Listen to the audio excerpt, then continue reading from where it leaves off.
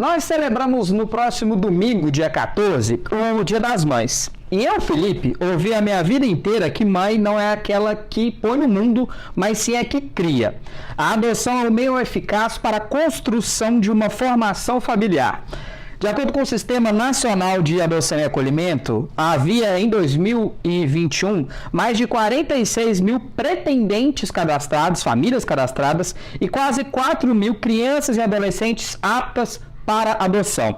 De acordo com o relatório, o número de pessoas que adotam ou pretendem adotar crianças com mais de 5 anos tem aumentado nos últimos anos, mas ainda é considerado insuficiente. E para celebrar esse Dia das Mães de 2023, nós vamos contar a história da Jordana Dornelas, que está aqui comigo, que vai passar o segundo Dia das Mães dela com o filho Davi, que hoje tem 8 anos. Ela e o marido, Caio Nites, adotaram o menino em 2022. Tudo bem? Tudo bem, Felipe. Obrigado.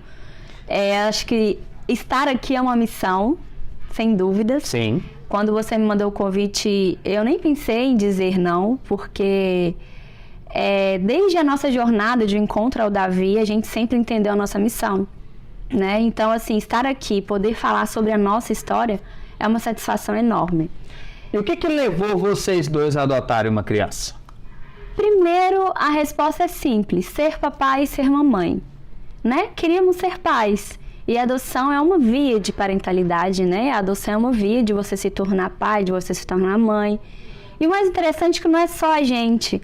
Acaba que a família inteira adota, né? Não é só o casal, pai e mãe, todo mundo da família. Minha mãe tornou avó, meu pai se tornou avô, apesar deles já, né, terem netos do meu irmão, né? Mas eles se tornaram avós de mais uma criança, né? Os meus sogros, né, se tornaram avós de mais uma criança. Então é basicamente isso. Eu não gosto de florear muito quando me perguntam sobre... porque eu acho que quanto mais a gente mistifica essa resposta, né, sobre por que adotar, mais desqualifica mesmo a adoção. A adoção não é um ato de caridade. A adoção não é você querer tomar um filho como seu para aparecer para ninguém, como muitas pessoas falam. Eu ouvi muito isso. Quando a gente estava pretendendo, né, a entrar na fila, até mesmo porque a adoção, se você olhar a adoção simplesmente como um ato de diferenciação, que é o que as pessoas costumam dizer, você não está pronto para estar nela, porque a adoção é preparo, né? E é muito interessante que eu e Caio é psiquiatra, então Caio entende da psique humana há muitos anos. Eu e Caio, quando a gente abordou o tema adoção, que foram há muitos anos atrás, a gente era só namorado na época, surgiu no nosso coração esse desejo, vindo de uma demanda dele pessoal, em relação a algumas demandas que aparecem no consultório, e ele sempre admirou muito esse ponto de vista de uma criança que estava em uma situação de vulnerabilidade, se reerguer e conseguir se tornar um ser humano de caráter, de boa índole e estar na sociedade normalmente. Porque a gente sabe que não é a realidade que a sociedade enxerga, né? Muitas das vezes, a criança que está no abrigo é enxergada de outra forma. No próprio colégio, na própria sociedade, comunidade, igreja. São deixadas para escanteio como se fossem diferentes. Não, são olhados como coitados, enfim. E são crianças fortes, tá, Felipe? São crianças muito mais fortes do que a gente pensa. São crianças que passam por situações com um sorriso daqui a aqui. Davi vem ensinando muito isso pra gente, sabe? Então, assim, a adoção é porque nós queremos nos tornar pais, né? Agora, por que se tornar pais? Porque era o nosso sonho, né? Perpetuar o que a gente pensa, o que a gente acha que é correto, porque verdade é ponto de vista, né? Sim. Em um outro ser, que não seja eu e Caio, né? E o mais interessante é que quando a gente escolheu a adoção, foram muitos desafios. Não foi fácil em relação à aceitação familiar, porque o questionamento, né? Mas aí é uma fala preconceituosa que existe aí, mas que é importante falar para que as pessoas analisem de outra perspectiva, né? Eu escuto muito isso até hoje. Por que você não tem um seu, né? O que seria diferente você gerar uma criança ou adotar uma criança? Você falou de perpetuar suas perspectivas de vida. Não tem que ter DNA, não tem que ter questão biológica nisso. Exatamente. E assim, isso já foi comprovado em vários estudos, né? Então, enfim, se a gente for para o Google aí pesquisar, a gente vai encontrar vários artigos falando sobre isso. A própria epigenética explica sobre isso, né?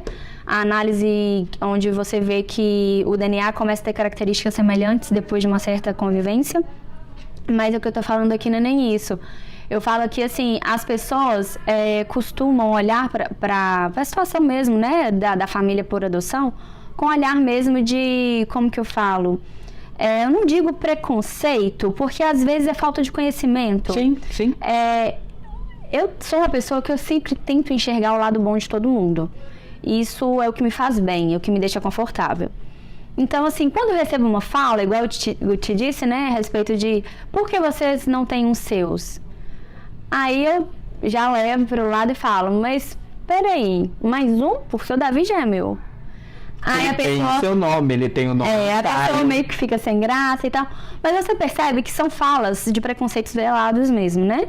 É por isso que esse assunto tem que ser debatido, tem que ser mais falado, para as pessoas entenderem que a adoção não é um bicho de 7 cabeças. Exatamente. E assim, o mais interessante é que são falas que chegam até nós que eu percebo, assim, claramente que não são por carregados de sentimentos ruins. São por falta de informação mesmo. Então, o próprio termo pegar, né? Você pegou ele com quantos anos? Tipo, eu encontrei ele chegou pra mim. Eu uso esses termos. Porque esse termo pegar, deixa ele como se fosse um objeto, né? Assim, eu não gosto desse termo. Mas se a gente for analisar profundamente o significado de cada termo, a gente vê que faz sentido. Sim, não sim. falar, né, o pegar, né? Então, assim, a gente empodera muito ele. Porque aí ele se sente encontrado, ele se sente acolhido, ele não se sente recolhido. Isso. E o mais interessante desse encontrado, né, que você citou, é que ele conta com essas palavras. A minha mãe e meu pai estavam me procurando há muito tempo. Massa. Até que chegou o dia em que até que enfim me encontraram. Então, assim, porque... E é isso mesmo, nós estávamos à busca dele, desde que nós entramos na fila de adoção. Na verdade, eu digo até antes, desde que surgiu o desejo, desde que a ideia corações, e a gente amadureceu, né, a ideia, e colocamos mesmo em prática, através da parte processual, né, da habilitação, nós já estávamos à procura dele, já era ele. Eu tenho muito isso em mim e ele sabe disso também, ele sente isso. E me explica isso, o processo de adoção no Brasil é muito burocrático e eu coloquei um termo aqui até mesmo doloroso. Como é que foi esse processo para vocês três? Olha, é uma perspectiva minha. Eu digo necessário. Porque não é assim, eu quero um filho e eu vou ter um filho e daqui 10 meses eu vou ter meu filho. Não pode ser assim, Felipe. Tá errado se for assim. Eu falo tá errado porque existem estudos que mostram de adoções que eram feitas à brasileira, que a gente chama, que hoje é considerado ilegal, que dão errado por falta de preparo, porque você não pode ir para a fila de adoção se você ainda não enfrentou algumas questões suas pessoais. Sim. Né? O filho, ele não é a sua extensão. Você projeta nele algumas ideias, mas ele é um ser individual. Sim. Então, se você entrar na fila de adoção e não passar por esse processo, digamos, doloroso, você não está realmente ciente do que você vai encontrar. Eu falo assim, considerando que essas crianças que vão para a fila de adoção, pouquíssimas são entregas de forma voluntária. Pouquíssimas, infelizmente. Maior parte são retiradas da família de origem por negligência. Então, imagina só um casal ou uma pessoa, né, enfim, que não esteja preparado para lidar com as demandas que vão surgir no decorrer do caminho. E, assim, infelizmente, são muitos os relatos de devolução de crianças depois de terem sido adotadas. por culpa dessa falta de preparo dos pais. Ah, sem dúvidas, sem dúvidas. Então, assim, por isso que, assim, óbvio que a gente pode relatar algumas coisas aí no sistema também, Sim. né? Existem dificuldades do próprio sistema, existem falta de treinamento para as próprias pessoas que trabalham nessa parte de organização nos fóruns, né? Nas varas mesmo. Eu falo porque eu vivenciei isso. Eu não digo culpa delas, elas dão o melhor delas, cara, porque assim, essas assistentes sociais, essas psicólogos que fazem esse acolhimento dessas crianças são as mesmas que fazem o acolhimento das famílias que estão à espera do filho. Sim. Então, assim, elas pegam as duas esferas. Elas estão nas duas pontas, né? Elas estão com a criança e estão com a família. Exatamente. Então, elas precisam analisar esse casal de uma forma muito bem feita, porque elas também atenderam crianças que passaram por situações que você olha assim... Vamos supor, vamos falar uma coisa bem assim, comum que acontece. Casais que chegam falando que querem crianças. Não estou julgando, tá, Felipe? Mas assim, eu tenho uma opinião muito, muito forte sobre isso. E depois que o Davi chegou, ainda mais forte, porque eu tenho uma experiência disso, né? Tem casais que chegam e falam: eu quero uma criança de até 10 meses, porque eu vou fazer dela o que eu achar que é correto, o que eu quiser. Quem disse que o seu jeito de querer é certo? Não tem como saber. Quem disse que o seu querer é certo e quem disse que o seu querer é único? Então, assim, é uma forma já de estigmatizar as crianças maiores, sabe? E sem contar que na realidade do Brasil, pouquíssimas crianças que estão no sistema disponível são crianças menores. Sim. A maior parte são crianças maiores. Então, assim, o casal, para chegar até o momento do encontro do filho, ele tem que ter passado por diversos processos. Entre eles, o processo de luto, alguns deles. Alguns casais vão para a fila por não terem a capacidade de gerar, né, biologicamente o filho. Esse processo precisa ser vencido para a pessoa estar apta a tratar esse trauma primeiro, para depois... porque senão você projeta naquele filho que está chegando por via de adoção toda aquela questão de você não ter gerado, talvez. Toda aquela carga em cima dessa criança que não tem nada a ver com isso. E assim, e outra coisa que eu falo muito: a adoção não pode ser encarada como uma última opção. Eu não consegui ter filho biológico e, assim, é lógico que existem muitas situações assim, né, filho? Existem casos e casos. Sim, mas eu falo assim, tô convidando todo mundo a pensar mesmo, sabe? Sim. Casais, às vezes, que estão aí, 30 e poucos anos de idade, com história de infertilidade, sabe? Existem muitos casais assim. E aí, vai tentando. Fertilização in vitro, vai tentando inseminação, não sei o que. Lá por 45 anos de idade eu não consigo, agora eu vou adotar. É comum, acontece. Sim. Mas é um processo muito mais doloroso para a família. Então, assim, acaba sendo doloroso para o filho por adoção que está chegando, porque se esse processo não for vencido, sabe? Projeta nessa criança que já tem um histórico das suas próprias cargas. Ela já tem os traumas dela. Exatamente. Junto os traumas dessa criança com os traumas dos pais. Exatamente. Uma costurinha que dá certo, né? E outra coisa que eu sempre digo: a maternidade e a paternidade, ela é para ser gostosa. É lógico, com todos os percalços no caminho, não dá para romantizar. Toda mãe. Tem suas dificuldades. Todo pai tem percalços. Sem dúvidas. Mas ela tem que ser gostosa, e principalmente pro seu filho. A gente precisa sair daquele papel de principal, e o seu filho se torna, você vai fazer algo por ele, algo que é melhor para ele, algo que... A sua vida toda gira em torno do filho. E desde que o Davi chegou, a nossa vida virou de pernas pro ar de uma forma mais linda que existe. E é isso que eu quero saber. O que a chegada... Mãe, o que a chegada do Davi mudou na sua vida? Tudo. É tudo para melhor. Davi chegou uma criança muito tranquila. Quando a gente estava no processo de habilitação, não sei, né, se quem já passou por isso, com certeza sabe, mas quem ainda não passou... a gente precisa fazer vários cursos para mostrar que estamos aptos, né, a entrar na fila e ter o direito de esperar pelo filho. E assim, por esse caminho a gente aprende tanto, Felipe. Eu e Caio fizemos um dos cursos online, porque estava na época da pandemia, né? E eu nunca vou esquecer o que uma senhora falou. O Caio pontua muito sobre isso também. Uma senhora falou exatamente isso que eu disse aqui. Na época a gente estava definindo o nosso perfil em relação à idade, né? Qual idade a gente ia colocar? Porque a gente estava recebendo muitas opiniões externas, né? Família, tanto de um lado quanto de outro. Eles projetando os medos e as inseguranças deles em cima da gente, Sim. que é normal também. E aí a gente fica, né, ficava assim meio realmente pedindo a orientação de Deus sobre a nossa história, né? Antes de tudo vem Deus. E aí essa senhora falou uma coisa um dia muito interessante, ela falou isso. Ela é mãe por adoção de 2, hoje mulheres adultas já. E ela fala isso, né, que uma ela adotou com meses e a outra ela adotou já com 4, 5 aninhos.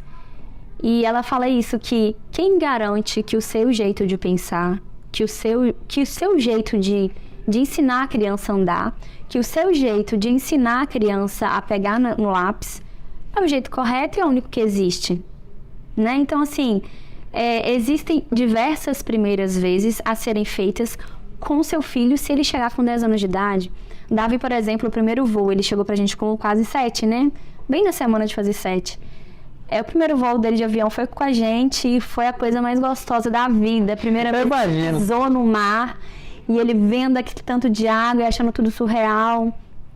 O sonho dele era conhecer um tubarão, a gente levou ele pra conhecer o tubarão e ele viu. Imagina a cara dele. Então, assim, a gente teve tantas primeiras vezes, que teve as primeiras vezes que ele nos trouxe também. Sim. Sentimentos que ele tinha, que a gente não tinha experimentado ainda, situações que ele nos trouxe e ele nos apresentou. Então, assim, uma adoção de uma criança maior é uma troca ainda mais intensa e eu digo até mais saborosa. Não é lógico diminuindo os bebezinhos que vêm, porque cada um tem sua história, mas quando você olha para uma criança e ela entende todo o processo que está acontecendo, você vê nos olhos dela isso, como aconteceu com o nosso Davi, é incrível. Essa semana foi a primeira vez que ele falou da história dele para alguém.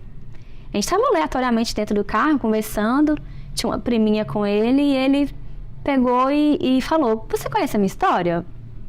Aí ela, não, vou te contar. E foi contando com uma propriedade, com uma segurança. A história dele. Sim. E a história dele. Né, mãe? Se eu estiver errando, a senhora me avisa. Eu falei, filho, alguns trechos aí a mamãe não vai saber te falar, mas o que eu souber pode deixar que eu te aviso.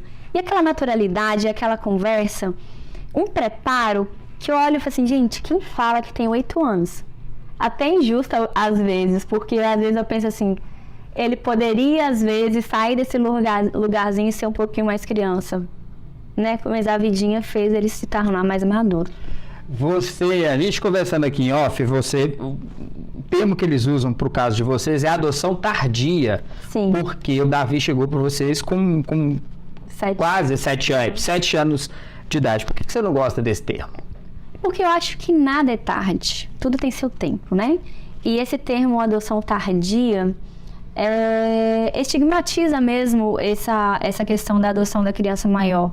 Traz um peso para a história que cada um já tem a sua história, já tem os seus pesos. Eu acho que o momento da adoção em si é um momento para ser celebrado.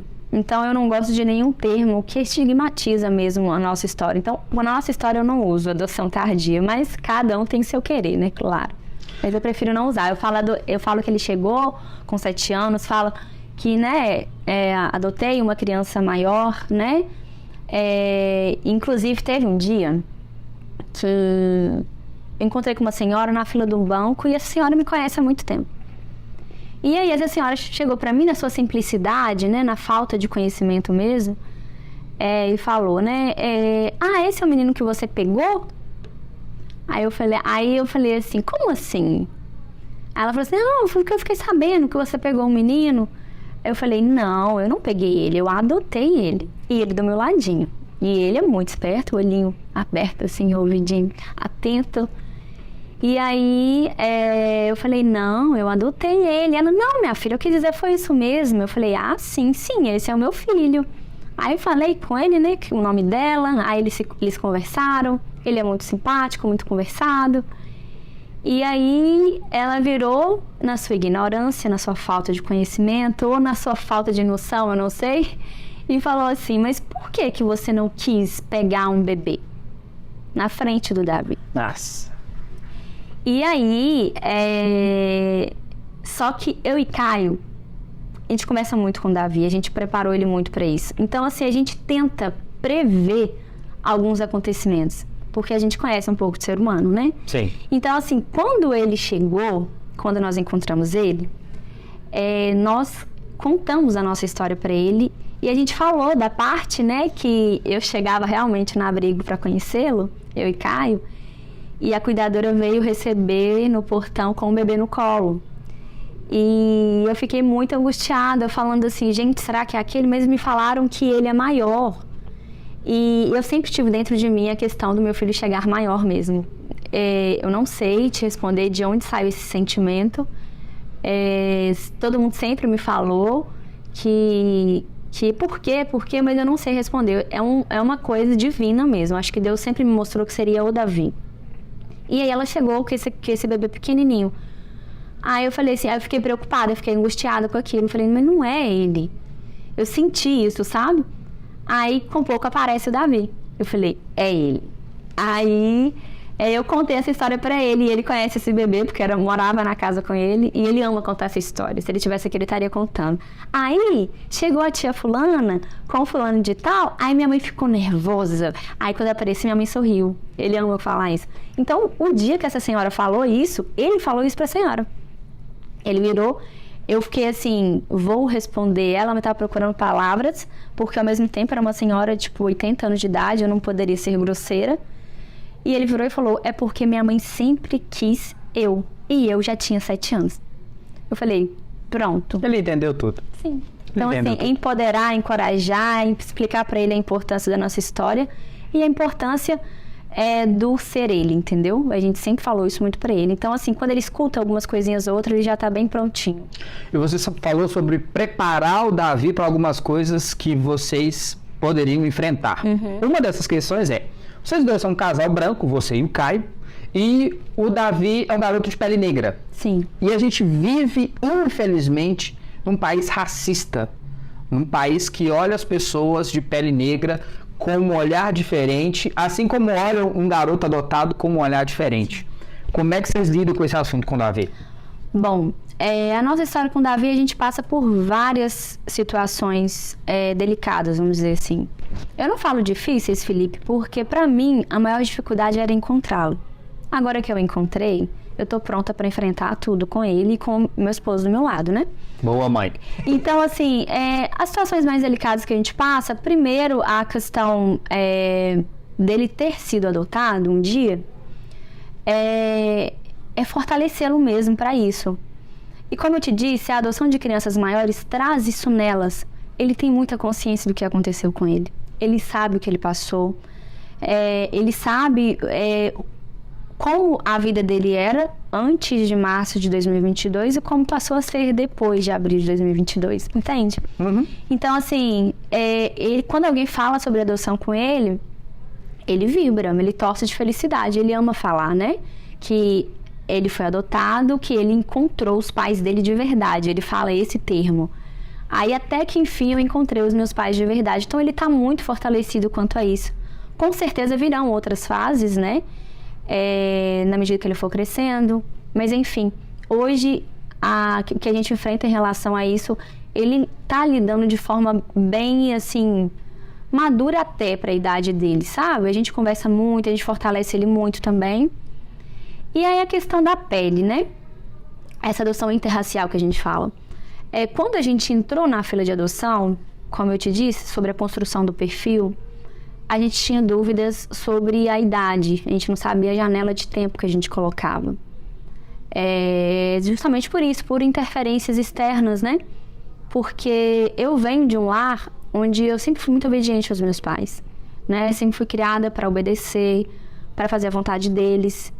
E graças a Deus por isso, né? Porque eu sou quem eu sou graças a eles. Foram pais fenomenais e são até hoje, são avós maravilhosos, estragam os netos conforme o protocolo, fazem tudo que for fazer pelos netos, mas enfim, eles são maravilhosos. Mas eu era muito obediente a eles, e o meu esposo tem o mesmo perfil. Então, quando a gente entrou com essa ideia da adoção, a gente no início ouviu muito deles. Mas a gente só conseguiu realmente seguir com a ideia quando a gente sentou, somente Deus, Caio e eu, né? Sobre o que a gente queria, sobre o que movia o nosso coração e sobre como era o nosso chamado mesmo. Deus havia nos chamado para quê? E aí, a gente viu que a gente não precisava ter medo de nada. Ter medo de quê? A gente não podia deixar falas externas, mesmo crescer em nosso coração. Até mesmo porque, igual eu disse, cada um tem seu medo, cada um tem o seu motivo. E a gente tem que ter os nossos. A gente não pode pegar, né, o medo do outro. O motivo do Caio e da Jordana não pode ser o motivo do outro. Exatamente. Tem que ser o de vocês dois. E assim, foi muito interessante que a cor da pele nunca foi uma questão. A gente sempre falou, o nosso filho vai vir da forma que Deus tem pra gente. E lá no meu fundinho, eu desejava uma criança com as características do Davi, porque um dia eu sonhei com uma criança assim sentada no meu sofá. Aí já é questão maior do que a gente está falando, aí já é questão que eu tenho muita fé em Deus, Deus me fala muito todos os dias, e eu via esse garoto sentado no sofá da minha casa, com as mesmas características dele. Eu não conseguia ver rosto e tal, mas era uma sensação, sabe? E aí, quando a gente entrou na fila, a gente deixou a janela de tempo de idade aberta, a gente deixou a questão da pele, né, também aberta. Só que, estatisticamente, a gente sabe que existem muito mais crianças negras no sistema disponível do que crianças de pele clara.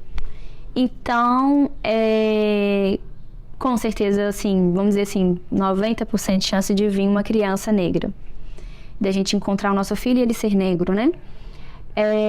E aí, eu já comecei o trabalho em volta. Primeiro, eu comecei a olhar pra mim. Eu tenho falas de preconceito velado, eu tenho falas de racismo estrutural. Eu comecei a me vigiar, porque até então, como mulher branca privilegiada, eu não tinha tido essa maturidade, sabe? Infelizmente. O próprio pai também, o próprio Caio também. E a gente começou a ler muito sobre.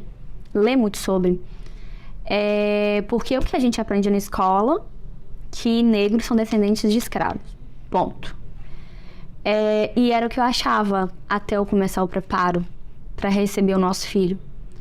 Então, eu me preparei, o Caio se preparou para quando ele chegasse, a gente pudesse contar toda a verdade para ele sobre as origens dele mesmo, né? E aí, quando ele chegou e consolidou mesmo aquele rostinho na nossa frente, aquele cabelinho cacheadinho, a gente aquele sorrisão? Nossa, sorriso lindo, olho redondinho. O que a gente sempre preocupou foi em fortalecer ele para ele entender quem ele é, sabe? Porque o racismo tá aí.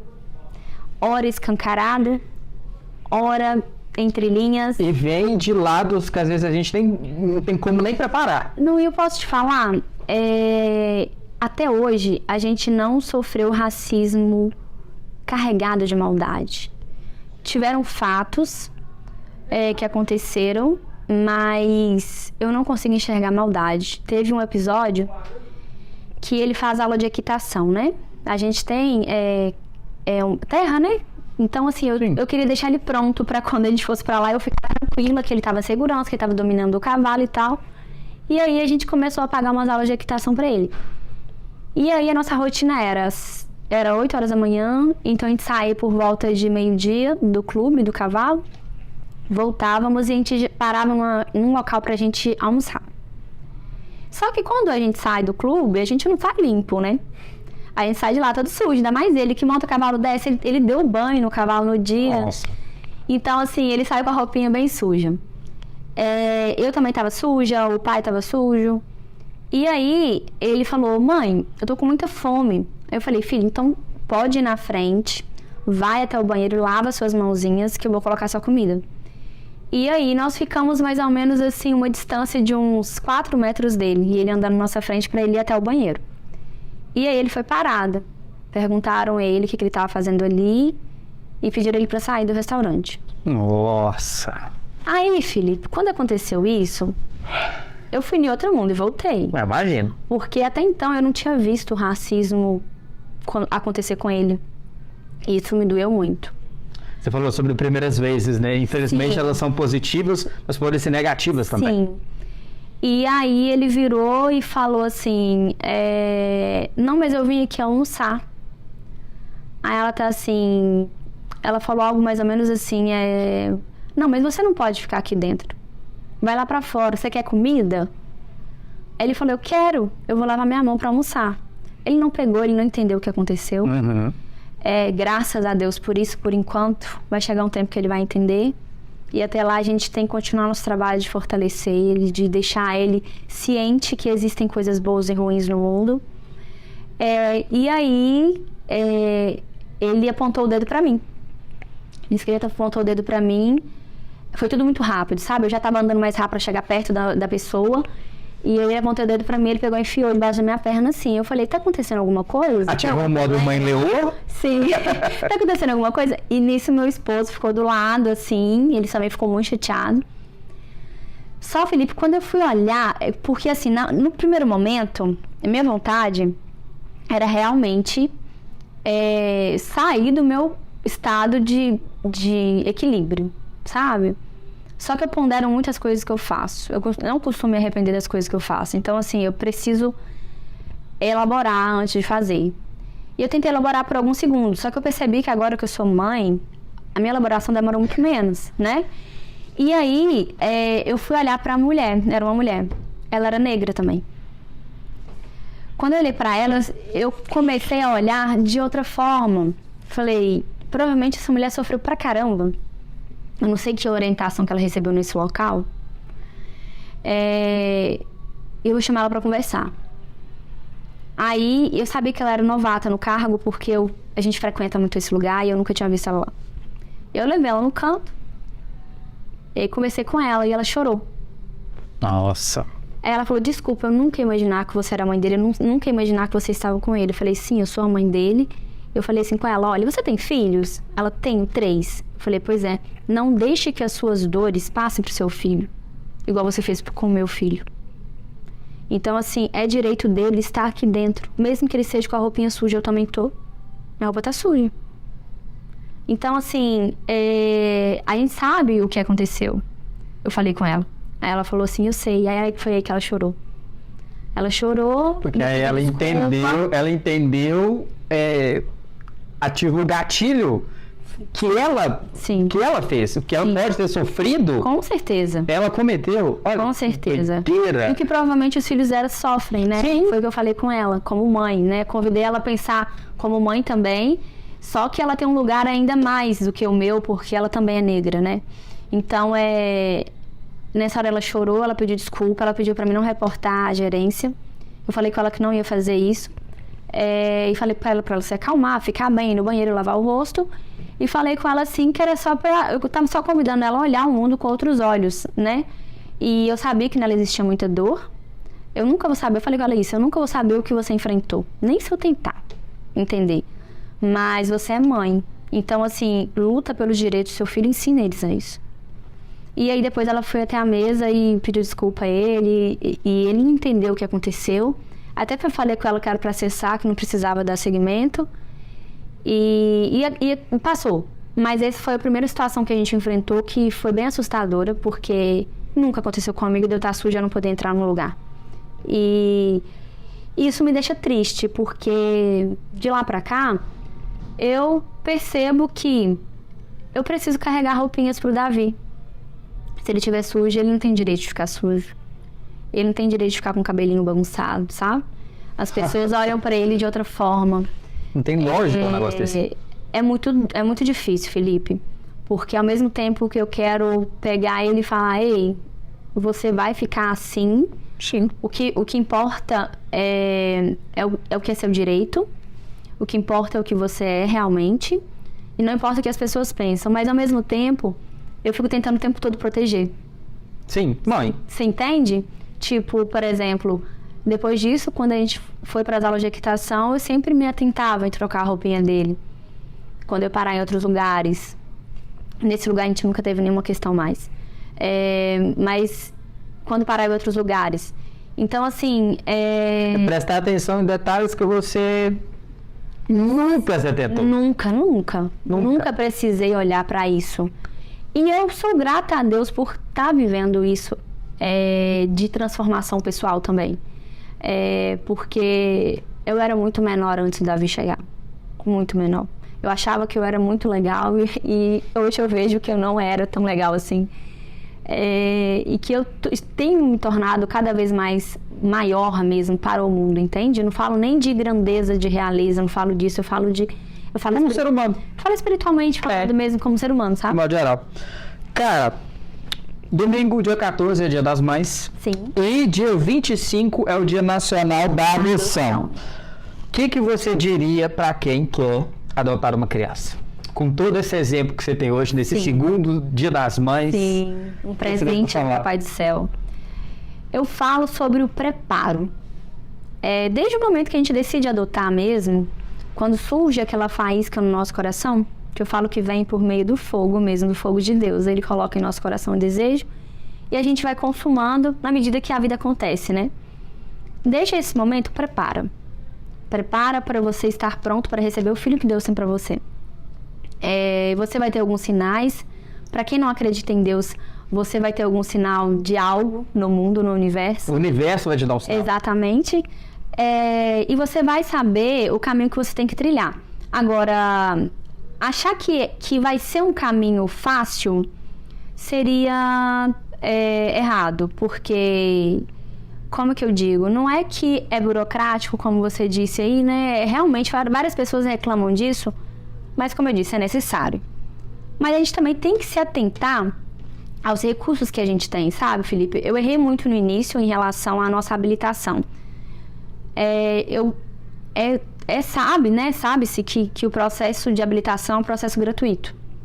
Quem está no processo de habilitação não paga nada por isso. Só que a gente sabe que cada comarca trata o assunto de uma forma. Não existe um padrão. Então, assim, e cada comarca tem uma demanda também específica. A vara da infância aqui em Ipatinga é sozinha, é só vara da infância. Então, os processos aqui tendem a andar mais rápido. A vara da infância em algumas cidades em volta são unificadas com outras. Uma é unificada com vara criminal, outra com outra vara. Então, isso acaba demorando o processo em si. Apesar de ser, por lei, direito da criança que ela tenha prioridade no andamento processual e tal, mas a gente sabe que na prática as coisas acontecem, às vezes, de uma forma diferente. Então, assim, uma coisa que eu fiz depois de muito tempo, depois de quase um ano já em processo de habilitação e não aconteceu o processo, foi a procura de um advogado. A gente ficou 10 meses...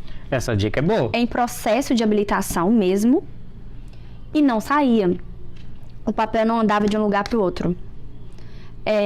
Falta de pessoal mesmo, Sim. Falta de efetivo, tava na Justiça época da brasileira, pandemia. né? Tava na época da pandemia, N coisas. Pior ainda mais, né? Então, assim, foi um dia que eu tava muito triste por estar demorando. E ao mesmo tempo pensando que talvez eu deveria estar fazendo algo a mais, que eu estava sendo negligente com o nosso filho. E aí meu esposo sentou comigo e falou assim: esse negócio não precisa de advogado, mas se a gente pôr? Aí eu falei assim: não sei se a gente pode ser, porque tudo é assim, né? Quando a gente tá começando um processo, a gente conhece, será que a gente vai ser mal interpretado? Será que vai ser taxado como chato? Aí o Caio falou assim: vou ligar pra um amigo meu que é advogado. Me ligou. Conversou, ok, não, a gente vai colocar. E aí, a gente contratou um escritório. Desse escritório, veio uma advogada pra gente que ela é surreal. Eu vou até falar o nome dela aqui se puder, Sim. doutora Ritiane, porque ela foi a nossa madrinha nesse processo todo.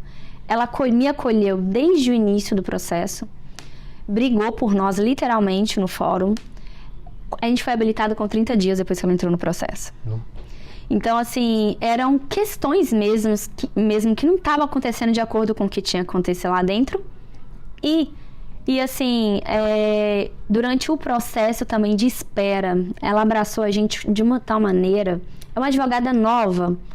Você percebe, você olha pra ela, você vê uma carinha de menina mais novinha e tal. Eu não faço nem ideia, deve ter seus 26 anos talvez, não sei, 25. Ela tem cara de 20, mas deve ter mais ou menos essa idade. E assim, ela abraçou a gente de uma tal maneira e nos deu essa luz que a gente precisava. E sempre disposta ali, olha, vocês têm direito disso, disso, disso. Então a gente vai entrar com isso, com isso, com isso. Por que não aconteceu isso ainda? Tá errado, vamos ir atrás. A gente habilitou com 30 dias. E aí assim que a gente habilitou, passou algum tempo, né? Nosso telefone tocou. E ela sempre garantindo todos os direitos dele. Por exemplo, quando o Davi chegou, a gente queria colocar ele no plano de saúde o quanto antes. Porque a gente queria fazer um check-up, ver se ele estava precisando de alguma coisa e tal.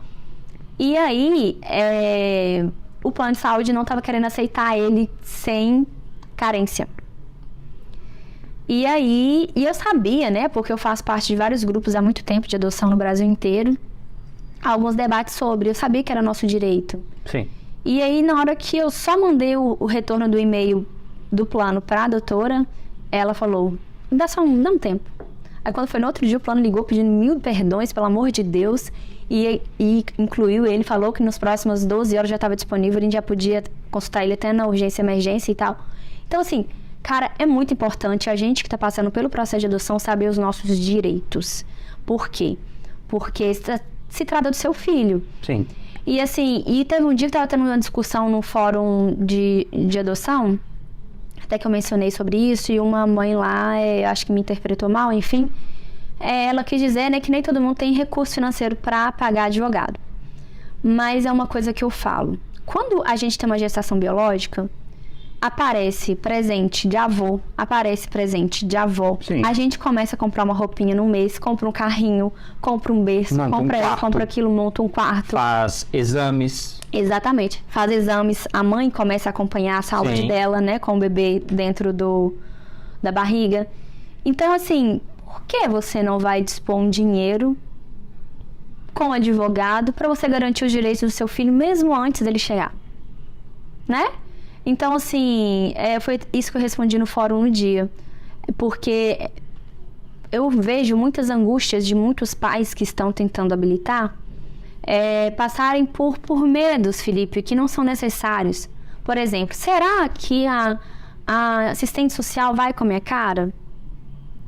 Então, assim, isso não tem que ser contado. Você tem que ser uma pessoa legal. Você precisa passar que você é uma pessoa capaz.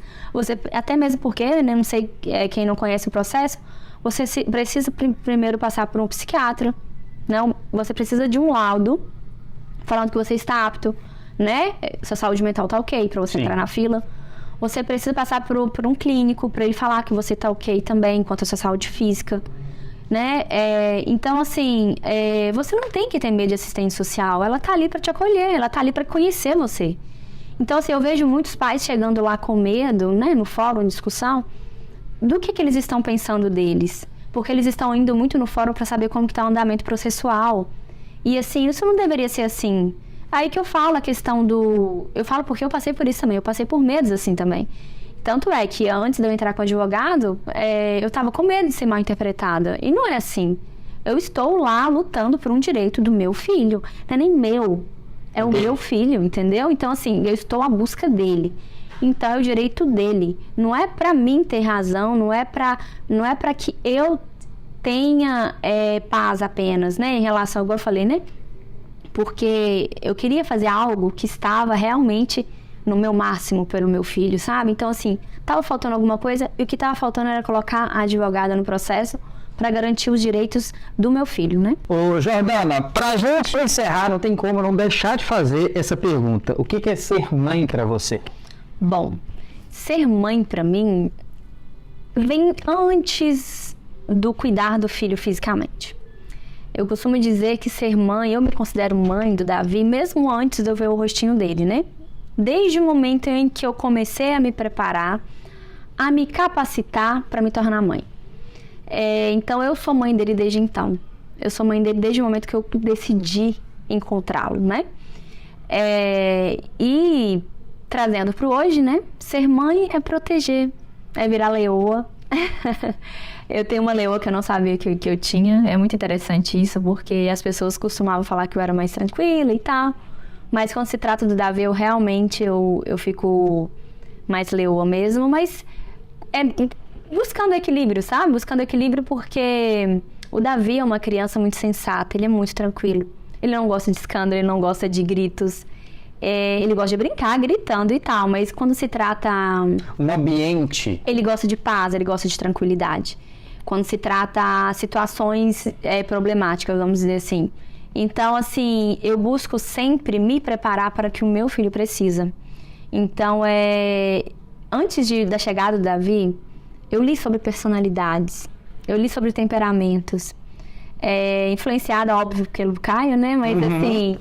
Ele me explicando a importância da gente conhecer sobre isso, e eu, né, principalmente porque eu passo o maior tempo com ele, eu sou muito grata a Deus por isso, por poder viver isso, né? Eu realmente tirei esse ano sabático aí para me ficar e viver a minha maternidade, construção de vínculo. Sou muito feliz fazendo isso. E assim, então ser mãe é preparo. Ser mãe antes de amar é se preparar. Você precisa ser realista. O instinto existe, o instinto do amor, óbvio, né? Mas você precisa preparar para aquela chegada do momento, né? Porque não adianta você ter um filho, encher de beijinhos e amor, falar que ama, mas você não ser proativo, você não ser resolutiva, você não conseguir passar, principalmente segurança. Filho é segurança. Filho vai procurar segurança nos pais.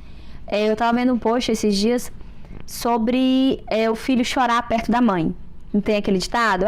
Tava maravilhoso. Você quando a mãe chega, ele não chora. Mas por que a criança chora? Ele olhou e enxergou em você, cara, agora eu posso derramar tudo de angustiante que aconteceu comigo aqui hoje. Às vezes é uma coisa boba, às vezes ele tava brincando com o priminho, tomou o brinquedo do outro, e ele segurou.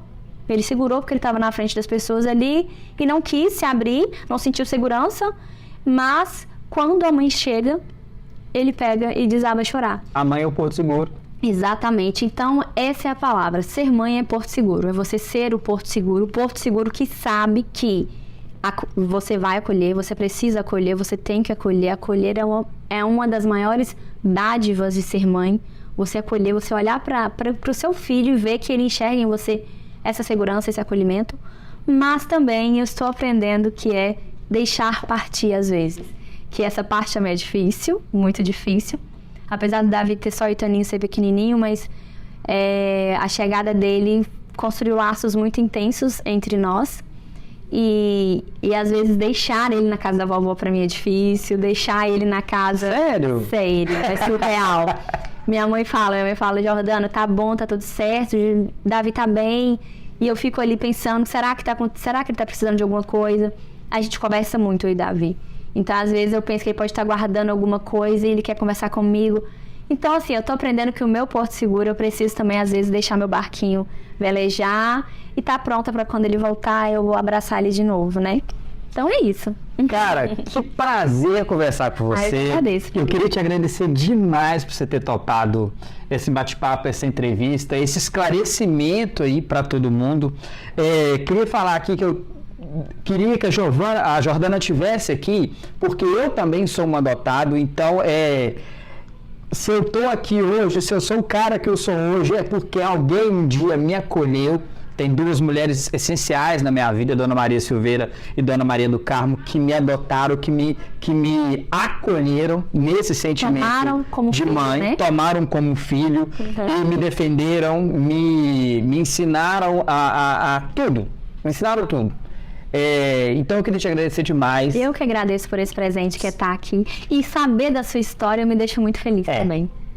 É bom ver que você tem o Davi hoje com 8 anos, sim, mas que lá na frente, o Davi com 36, pode ser um médico, um professor, um astronauta, um bombeiro e além de tudo isso, ser um homem de verdade. Isso. Isso é essencial. Quero mandar um abraço para o Dr. Caio. Claro. Dr. Caio. Ele queria muito estar aqui. Aí eu falei com ele, é dia das mães, dia dos pais você vai. Dia dos pais ele volta. E mandar um abraço óbvio para aquele menino de sorrisinho maravilhoso, aquele cabelinho encaixadinho. Mandar um abração pro Davi. Que Deus abençoe vocês muito. Ele é o nosso maior presente na vida. Eu imagino. Eu tenho certeza. Não existe nada nessa vida tão grande quanto ele pra gente. Quem tá aqui até agora no nosso canal no YouTube, vendo essa entrevista, viu o brilho nos seus olhos ao falar do Davi. Muito obrigado, muito obrigado. Eu agradeço por estar. Feliz Dia das Mães pra você. Obrigada. Feliz Dia das Mães pra você que tá acompanhando a gente. Ah, e um recadinho. Se inscreva no canal aqui da Itatiaia do Vale do Aço. A gente vai ter mais entrevistas sobre os mais variados assuntos. Jordana, obrigado. Eu que agradeço. Posso fazer mandar um Dia das Mães aqui também pra minha mãe? Claro, claro. Porque se eu sou quem eu sou hoje é graças a ela, né? Ela que me ensinou conceitos, princípios, caráter. E assim, ela é uma pessoa do coração enorme. Então tudo que eu sou passou por ela, tudo que eu sou devo a ela. Então agradecer a ela e desejar um feliz Dia das Mães, mãezinha. Te amo demais, muito obrigada por tudo. E obrigada principalmente pela vovó incrível que você está sendo. Minha rede de apoio é ela. Tchau, gente. Obrigado. Tchau, tchau.